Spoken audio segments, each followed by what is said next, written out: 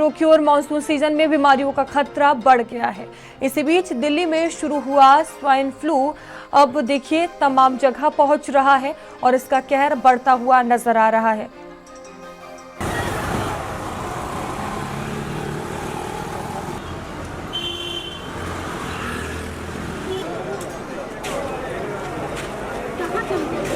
That is, quote, all the essential hallmarks of a candidate pandemic.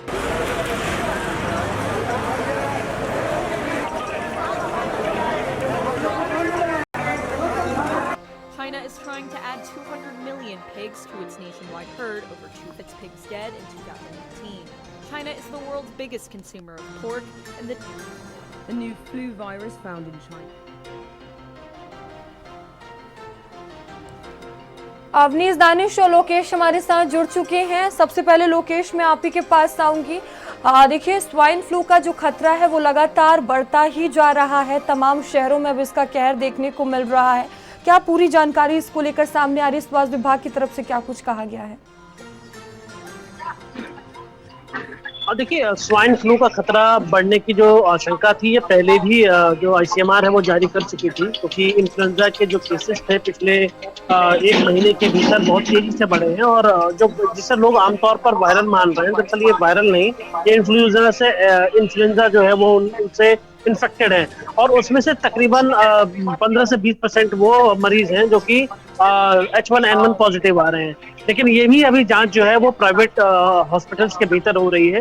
अगर मैं UP के concern में बात करूं तो यूपी में अभी सरकारी अस्पतालों के अंदर लैब जरूर है, लेकिन कोई भी सैंपल इस तरीके से साफ तौर पर नहीं आ रहा है। जो मरीजों को जो अस्पतालों में पहुंच रहे हैं वो जरूर वहां पर अपनी जाकर जांच करा रहे हैं, लेकिन अभी तक आंकड़े बेहद चौंकाने वाले हैं कि गाजियाबाद में कल सुबह तक 7 लोग इन्फेक्टेड पाए गए, जबकि बगल में दिल्ली कल शाम तक 2300 का आंकड़ा क्रॉस कर चुकी थी। नोएडा में कल शाम को 120 के करीब हो चुके थे। तो ये मानना बिल्कुल भी जो है वो गलत नहीं होगा कि वाकई आंकड़ों के साथ जो है वो खेल किया जा रहा है।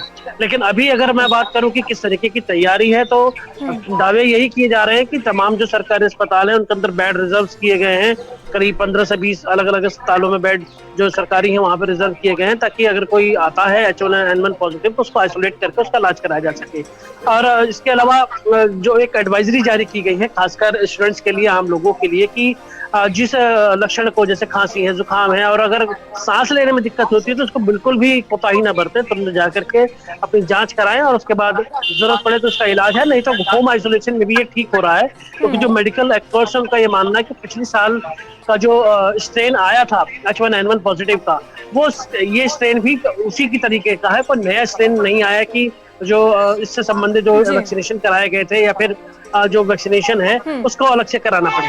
तो फिलहाल कोई बहुत ज्यादा गंभीर चिंता की बात नहीं है, लेकिन जिस तरीके से आंकड़े तेजी से बढ़ रहे हैं, बरसात का मौसम है, इसमें आमतौर पर जो वायरल है, जो फ्लू है, वो बढ़ता ही है। कहीं लोगों को भी सावधान रहने की जरूरत है। अवनीश भी हमारे साथ जुड़े हुए हैं। अवनीश, देखिए, दिल्ली से इसकी शुरुआत हुई है, अब तमाम शहरों में ये पहुंच रहा है स्वाइन फ्लू। यूपी में इसकी दस्तक हो गई है।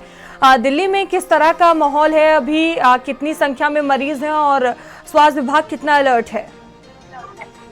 देखिए, दिल्ली की अगर बात किया जाए तो दिल्ली के सफदरजंग हॉस्पिटल में 1777 जो है H1 और N1 के जो हैं वो मरीज हैं। वहीं पर तमाम और जो हॉस्पिटल है, RML और तमाम संख्या में जो हॉस्पिटल है वहां पर जो है टोटल संख्या जो है वो 2330 पहुंच चुके हैं। की बात किया जाए तो इस पूरे मामले को लेकर जो है दिल्ली के स्वास्थ्य मंत्री ने साफ कर दिया है कि किसी को जो है घबराने की जरूरत नहीं है। वही तमाम जो डॉक्टर है उनका साफ तौर पर यही कहना है कि अगर किसी को जो है अगर खांसी, बुखार या कुछ भी ऐसी छोटे मोटे अगर दिक्कतें आती हैं तो वो पहले डॉक्टर को चेक कराएं, क्योंकि लगातार अगर बात किया जाए तो दिल्ली सरकार की तरफ से ये भी कहा जा रहा है कि तमाम दवाइयां जो हैं वो उपलब्ध हैं और डॉक्टर जो हैं वो भी पूरी तरीके से उपलब्ध है। तो कहीं ना कहीं दिल्ली की अगर चर्चा किया जाए तो दिल्ली में लगभग 2330 के आंकड़े जो हैं वो पहुंच चुके हैं और उसमें से कई लोग जो हैं वो ठीक होकर जो है फिलहाल घर पहुंच चुके हैं। तो कहीं ना कहीं इस पूरे मामले पर लेकर दिल्ली सरकार भी अलर्ट मोड पर है और तमाम हॉस्पिटलों के जो डॉक्टर हैं उनको भी अलर्ट मोड पर किया गया है।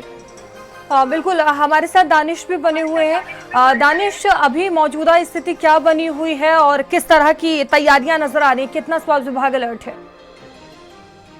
लेकिन दिल्ली में जरूर स्वास्थ्य विभाग जो है अलर्ट नजर आ रहा है, लेकिन नोएडा एनसीआर में अभी इस तरीके से कोई अलर्टनेस देखने को नहीं मिल रही है। जिस तरह 24 मरीज पहले थे, लेकिन पिछले 24 घंटे के अंदर लगातार मरीजों की संख्या में इजाफा हुआ है और ये मरीज तकरीबन 120 संख्या इन मरीजों की पहुंच चुकी है।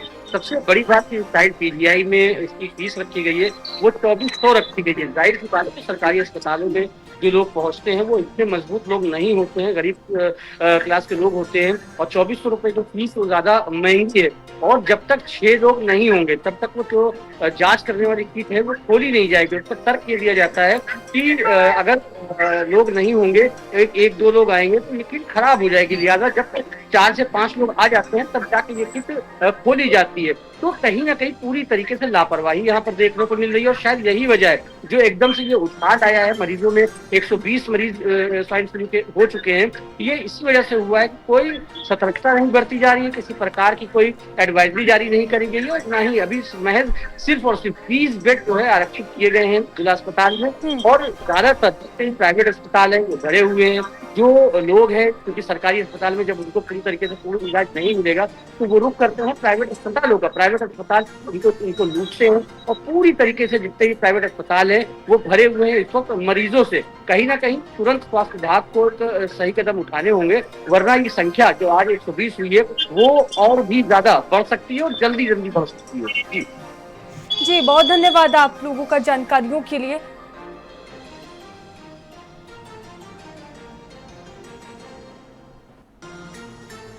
वहीं लखनऊ में वायरल